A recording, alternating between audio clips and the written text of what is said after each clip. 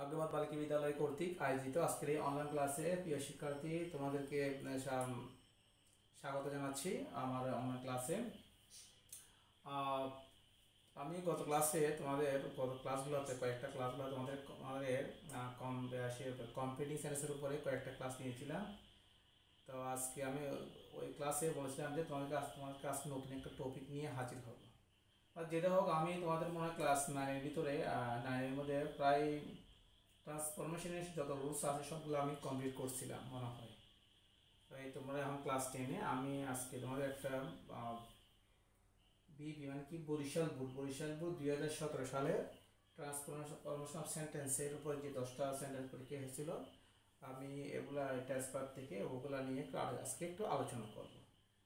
ওকে, তাহলে আমরা আলোচনা শুরু করি। প্রথম বাক্যটা কি ছিল? There was an old man in a village. এক গ্রামে একজন বৃদ্ধ লোক ছিল। করতে বসছে কি? ইন্ডিকেটিভ করতে বসছে। ইন্ডিকেটিভ মানে হচ্ছে কি কি প্রশ্নবোধক বাক্য। তাহলে প্রশ্ন বাক্যতে আমরা কি করতে হবে? এখন প্রশ্ন বাক্যের ক্ষেত্রে ভাবটা আমাকে আনতে হবে। এখানে আমাকে দুটো বিষয় বুঝতে হবে, সাবজেক্ট বুঝতে হবে, ভার্ব বুঝতে হবে। সাবজেক্ট এখানে দেয়ার বোঝাচ্ছে, এখানে ভাবটা হচ্ছে ওয়াজ বোঝাচ্ছে। তাহলে আমাকে বাকি অংশগুলো দেখার প্রয়োজন নেই, ওই বাকি অংশগুলো হুবহু বসে যাবে। তাহলে ওয়াজটা হচ্ছে বিভার। কোনো সেন্টেন্সের মধ্যে বিভার সাবজেক্টের পরে বিভার, have verb, modal of verb থাকলে ওই ভার্বগুলো আগে চলে আসবে। একটা বিষয়। দুই বিষয় হচ্ছে কি, সেন্টেন্সটা যদি হ্যাঁ বোধক হয় তাহলে আমি না বোধক দিয়ে প্রশ্ন করব। তাহলে আমার আনসারটা হবে কি? ওয়াজন। আনসারটা কি হবে? ওয়াজন দেয়ার। আনসারটা কি হবে? দেয়ার ওয়াজটা কি হয়ে যাবে? আমি আনসারটা এখানে লিখে দিচ্ছি, এরপর হয়তো ভালো করে বুঝাবো। তো এটা আনসারটা কি হবে? ওয়াজন দেয়ার। কি হবে? ওয়াজন দেয়ার an old man in a village। কি হবে? কোশ্চেন মার্ক হবে। এটা খুব সোজা। তাহলে আমি এটা একটু মুছে দিচ্ছি, ঠিক আছে? বাকি নিয়মগুলো, এই যে সলিউশনগুলো আমি সম্ভবত উপরেই লিখবো। এর প্রেক্ষিতে আমি এটা একটু মুছে দিচ্ছি। আচ্ছা, নাম্বার 2-তে আসি। কমপ্লেক্স। এটা একটু বুঝতে লাগবে।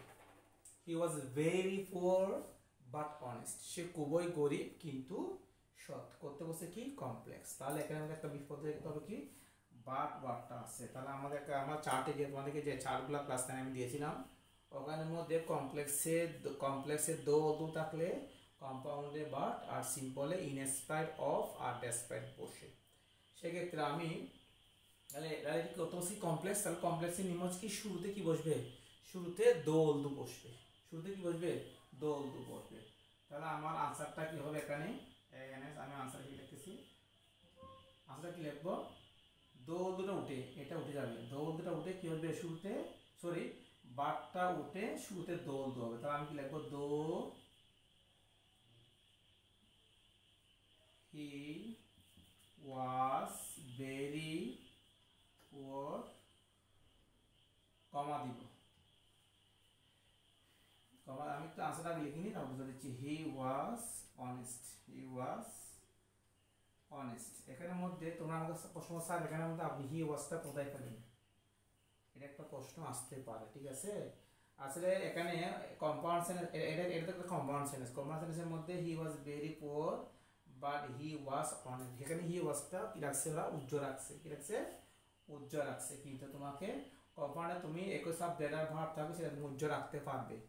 বেশ করে অ্যাডজেক্টিভ থাকলে বা অন্য কোনো অনেকে লেখা যায়, কিন্তু তোমাকে কমপ্লেক্স সেন্টেন্সের মধ্যে অবশ্যই ওই সাবজেক্ট ভার্বটা হুবহু লিখতে হবে। যেটা হি ওয়াজ ছিল, এটা হি ওয়াজটা তোমাকে আবার হি ওয়াজ সাবজেক্ট ভার্ব তোমাকে এটা হুবহু আবার লিখতে হবে। এটা একটু মাথায় রাখবা, ঠিক আছে? তাহলে এখানে হি ওয়াজ অনেস্টটা উজ্জ্বল আছে, কিন্তু তোমাকে কমপ্লেক্সের মধ্যে হি ওয়াজ অনেস্টটা লিখতেই হবে। আচ্ছা, আমি মুছে দিচ্ছি তোমাদের একটু ক্লিয়ার হওয়ার জন্য বা বোঝানোর জন্য। আচ্ছা, গেল। এরপর আসি, he was one of the best caps makers with firm leaves. তাহলে কি? সে ছিল কি? Best cap maker. Cap maker বলতে যারা টুপি তৈরিকারীর মধ্যে সে ছিল কয়েকজনের মধ্যে সে একজন। With firm leaves. ফার্ম মানে কি বলছে? তাল। কিসে দিয়ে? তাল পাতা দিয়ে। কিবা দিয়ে? তাল পাতা দিয়ে যে টুপি তৈরি করার মধ্যে সে ছিল একজন, সে ছিল অন্যতম। করতে বসছে কি পজিটিভ। তাহলে আমরা পজিটিভের নিয়ম কিভাবে যাবো? ওয়ান এখানে কি আছে? ওয়ান অফ দা আছে, কি আছে? ওয়ান অফ দা থাকলে কি হবে? শুরুতে ভেরি ফিউ কি বসবে? শুরুতে কি বসবে? আমি আছে এখানে লিখে দিচ্ছি very few. One of the থাকলে শুরুতে কি বসবে? ভেরি ফিউ বসবে। ভেরি ফিউ ফর নিয়ম হচ্ছে কি সুপারলেটিভ ডিগ্রি। এটা সুপারলেটিভ ডিগ্রি পরের বাকি অংশ, পরের বাকি অংশটা আমরা লিখে দিব। ভেরি ফিউ পরে কি বসবে? সুপারলেটিভ ডিগ্রির পরের বাকি অংশ লিখে দেওয়ার পরের বাকি অংশ কি?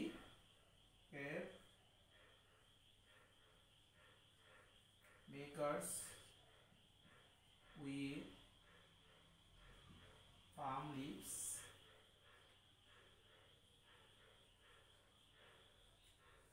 এরপর আমরা কি নিয়ে আসবো?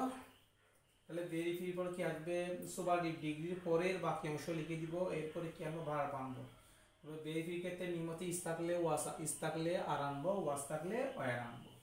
তাহলে এখানে ওয়াস আছে, আমি কি আসবে? আমার ওয়ার আসবে। ওয়ার আমাদের পজিটিভের নিয়ম ছিল। পজিটিভ নিয়ম হচ্ছে এস, পজিটিভ ফর্ম কি? বেস্টের পজিটিভ ফর্ম কি? বেস্ট ওয়ার্ডটা আছে গুড থেকে, তাহলে গুডটা হচ্ছে positive form. Good, better, best. তাহলে গুড আবার এস দিলাম। এরপরে প্রথম সাবজেক্টটা আমরা লিখে দিব। Very few makers with firm leaves were as good as he. আশা করি তোমরা বুঝতে পারছো, কারণ এগুলো আমি অলরেডি তোমাদেরকে রুলস আকারে ক্লাস অনলাইন ক্লাসে পড়াইছি। তোমরা না বুঝলে আমার অনলাইন ক্লাসগুলো আবার দেখবা, আশা করি ভালো একটা ফল পাবে। আচ্ছা গেল। এরপরে আমরা 4 নম্বর আসবো। আচ্ছা 4 নম্বর দেখো, he sold them in the neighbouring market. সে এগুলা মানে টুপিগুলা বিক্রি করতো ইন দ্য নেবারিং মার্কেট, মানে কি পার্শ্ববর্তী বাজারে, মানে তার নিকটস্থ যে বাজারগুলো আছে সে সেখানে কি করতো? এগুলা বিক্রি করতে। এখানের মধ্যে লেখা বয়েস চেঞ্জ দেখছে। এখানে বেশিরভাগ ক্ষেত্রে পেসিভ ভয়েস, অ্যাক্টিভ ভয়েস এগুলো থাকে। অথবা তোমাদেরকে বুদ্ধি কি করার জন্য তোমাদেরকে একটু একটু বাজিয়ে দেখবে যে এখানে বয়েস চেঞ্জ দিচ্ছে, মানে কীভাবে কথা। এখন তোমাকে প্রথমে বুঝতে হবে কি এটা কোন বয়েস। তাহলে এটা আমরা দেখতে পাচ্ছি কি সাবজেক্ট আছে, সাবজেক্টের উপরে কি আছে? সাবজেক্টের উপরে ডুবার আছে, কি আছে? সাবজেক্টের উপরে কি আছে? ডুবার আছে। তাহলে এটা অবশ্যই কোন বয়েস হবে? Active voice. কোন বয়েস হবে? অ্যাক্টিভ ভয়েস সেন্টেন্সটা। তাহলে আমাকে কি হতে হবে? পেসিভে নিতে হবে। আচ্ছা গেল। তাহলে অ্যাক্টিভকে পেসিভ করতে হলে আমাকে সবসময় তিনটা বিষয় বুঝতে হবে। Subject, verb, object. সাবজেক্টটা কি? আমরা কি সাবজেক্ট পাইছি। ভার্বটা কি? সোল্ড, সে বিক্রি করলো। কি বিক্রি করলো? তাহলে কি বলতো? টুপিগুলো বিক্রি করে আমরা পেয়ে গেছি। আর এটা হচ্ছে অতিরিক্ত অংশ। এটা নিয়ে আমার মাথা ঘামানোর প্রয়োজন নাই, আমি তাদেরকে বয়স মানে আমি করাইছিলাম। তাহলে বয়স আমাদের অতিরিক্ত অংশ নিয়ে আমাদের কোনো মাথা ঘামানোর কোনো প্রয়োজন নেই। অনেকে এখানে আইনের জন্য ইসবিং আরবিং এগুলো আনবে, খবরদার এগুলো আনবে না।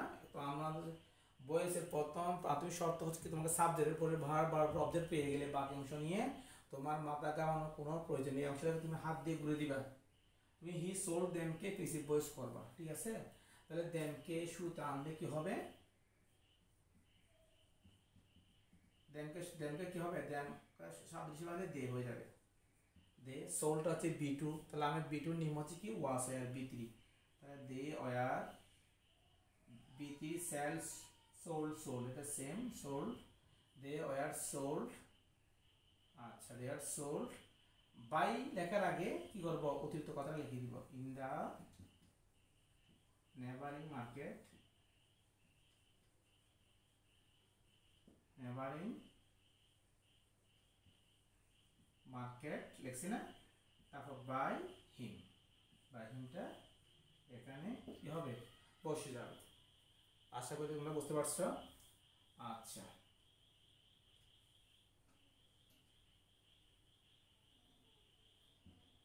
আমরা এরপর আসি 5 নম্বর আসি।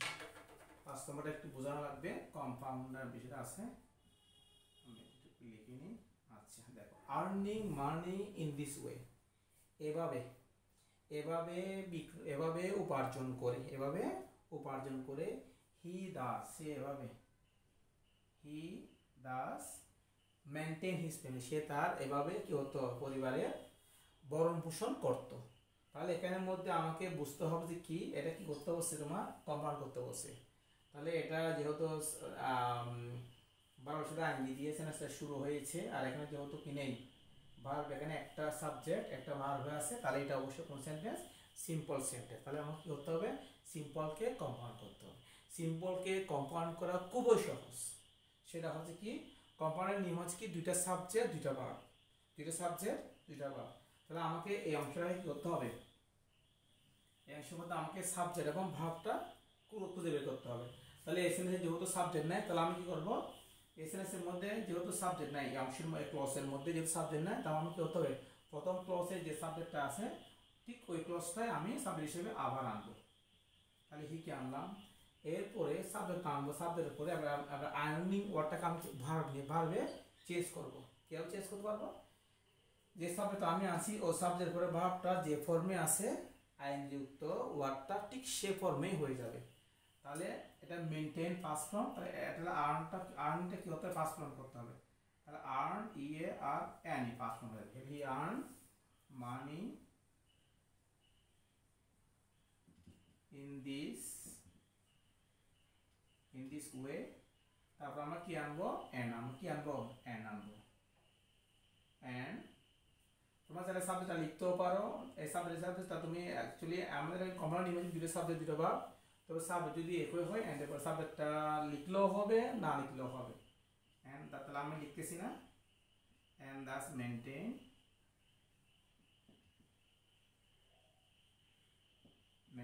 His family, maintain his family. He earned money in this way and thus maintain his family, সেটা পরিবার কি হতো, ভরণ পোষণ করতো। আচ্ছা এটা গেছে আমাদের, আমি যেটা হয়ে গেছে ওটা মুছে দিচ্ছি। আচ্ছা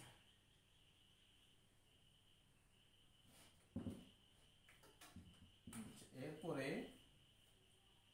তারপরটা কি আছে,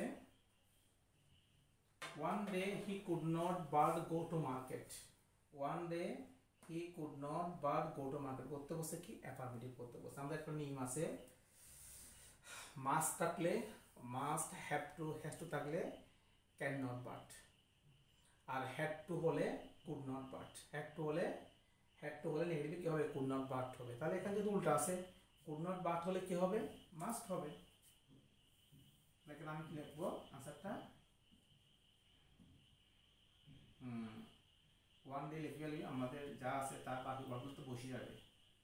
ওয়ান ডে হি কি বলে, কুড নট বাটটা কোথা থেকে আসবে, হ্যাড টু থেকে, কোথা থেকে আসবে, হ্যাড টু হলে কুড নট বাট হবে। হ্যাড টু হলে কি হবে, হ্যাড টু অ্যাফার্মেটিভ হলে নেগেটিভে কুড নট বাট হবে, আর কুড নট বাট হলে অ্যাফার্মেটিভ কি হবে, হ্যাড টু হবে। He had to go he had to go to market, he had to go to market. এটা একটু মাথায় রাখবে, এটা খুব ইজি মনে হচ্ছে। এরপর আমরা 7 নম্বর যাব, 7 নম্বরটা একটু দেখো। The market was far from his house. তাহলে কি, মার্কেটটা বাজারটা তার ঘর থেকে দূরে ছিল। কত বলছে কি নেগেটিভ, তো দূরে ছিল মানে কি কাছে ছিল না, দূরে ছিল মানে কি বলছে কাছে ছিল না। তাহলে কি হবে, তুমি শুধু আছে এটা, তাহলে কি লিখবো, আনসার লিখবে the market was not far, না ফার মানে কি দূরে, তাহলে দূরে বিশেষ সাথে নিকটে, ওয়াজ নট নিয়ার, তবে নিয়ার পরে টু বসে, নিয়ার পরে ফ্রম না বসে, নিয়ার টু হিজ হাউস। একটা বিষয় মনে রাখবে, এখানে একটা ফার ফ্রম যার মধ্যে কি আসবে, ফ্রম না হয় টুটা বলবে। নিয়ার টু মানে কি, মার্কেটটা তার গড়ের কাছে না, নিয়ার টু মানে কাছে না, কাছে না মানে কি দূরে। ফার ফ্রম থাকলে আমরা কি করবো, নিয়ার টু লিখবো, নিয়ার ফ্রম লিখলে হবে না, ঠিক আছে, এটা একটু মাথা রাখবে। আচ্ছা এরপরে আমরা এবার 8 নম্বরে যাব। He had a basket full of caps. তার কি ছিল, ঝুড়ি ভর্তি তার কি ছিল তোমার তার কি ছিল তোমার ওই ক্যাপ, আচ্ছা তার কি ছিল তোমার টুপি ভর্তি কি ছিল, ঝুড়ি ছিল, একটা ঝুড়ি ছিল, ঠিক আছে। তার মানে তার যে ঝুড়ি ছিল ওই ঝুড়ির মধ্যে অনেক কি ছিল, ক্যাপ হয়ে ভরপুর ছিল। তাহলে আমরা কি লিখবো, কমপ্লেক্স করতে বসে না, তাহলে আমরা আসলে কি লিখবো, হি হ্যাড এ বাস্কেট, তার একটা বাস্কেট ছিল যেটা ছিল টুপিতে ভরপুর, হুইচ লিখবো, যেটা যাহা, বাস্কেট যেহেতু বস্তু তাহলে আমি কেন হুইচ আনবো, which was full of caps, full of cap, যাহা ছিল, he has a basket which was full of caps. ওকে, আশা করি বুঝতে পারছেন মোটামুটি। এরপরে আমরা 9 নম্বরে যাব।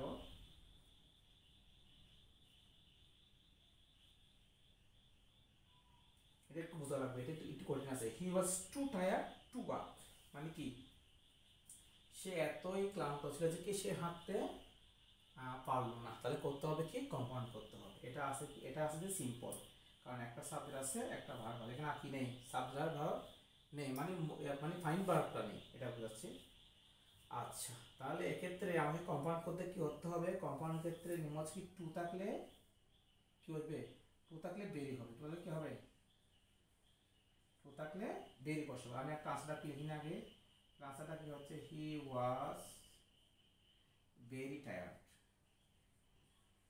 হি ওয়াজ ভেরি টায়ার্ড। এরপর আমি কি আনবো, কি আনবো, এন আনবো, এন দেওয়ার পরে কি করবো, যেহেতু এখানে সাবজেক্ট নেই, কি নেই, তো সাবজেক্ট কি করবো, ধার করবো, কিভাবে, এটা আবার হিটা আনবো, তারপরে এখানে কি টুকে রাখতে হবে, টু, তাকে টু জন্য আমি কি আনবো, subject can not, could not, কি আনবো, টুর জন্য আমরা কি নিয়ে আসতে হবে, তুমি নিয়ে আসতে হবে, টুর জন্য কি নিয়ে আসতে হবে,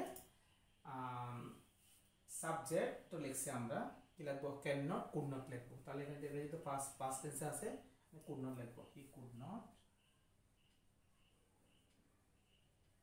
হি could not walk, he could not walk, he could not walk, সে হাঁটতে পারে। He was very tired, and so টা তোমরা ইউজ করতে পারো, and so টা নিতে পারো, সেখানে and so হি কুড, সে এবং এই জন্য সে হাঁটতে পারলো না, এই বিষয়ে একটু মাথায় রাখবা। তাহলে এটা টু থাকলে বেরি আনবো আমরা, তারপরে এই টুর জন্য কি আনবো, and তো মানে বসাবো, দুইটা ক্লসের মধ্যে and টা বসবেই, তারপরে টুর জন্য কি আনবো, সাবজেক্ট ক্যান নট বা কুড নট, আর একটু এই বা সাবজেক্ট সেন্টার যদি ফার্স্ট টেন্স হয় কুড নট আনবো, আর সেকেন্ড টেন্স হলে ক্যান নটটা আমরা ইউজ করব। এটা গেছে। এবার আমাদের লাস্ট নিয়মটা যাচ্ছি আমরা, he set under the tree and fell asleep, করতে হবে কি, সিম্পল করতে হবে। তাহলে আমাদেরকে দেখো, এটা খুবই সোজা, এটা কম্পাউন্ড না, এটা কোন সেন্টেন্স, কম্পাউন্ডকে সিম্পল করা খুব সহজ। কম্পাউন্ডকে সিম্পল করতে হলে প্রথমে যে সাবজেক্টটা আছে, প্রথমে যে কি আছে, কম্পাউন্ডকে সিম্পল করতে হলে সাবজেক্টটা, কম্পাউন্ডকে সিম্পল করতে প্রথমে সাবজেক্টটা তুলে দিতে হবে, তুলে দিয়ে যে ভার্বটা আছে ওই ভার্বটা কি করতে হবে, ওই ভার্বের সাথে আইএনজি করে দিতে হবে। আমি কি লিখবো, সিটিং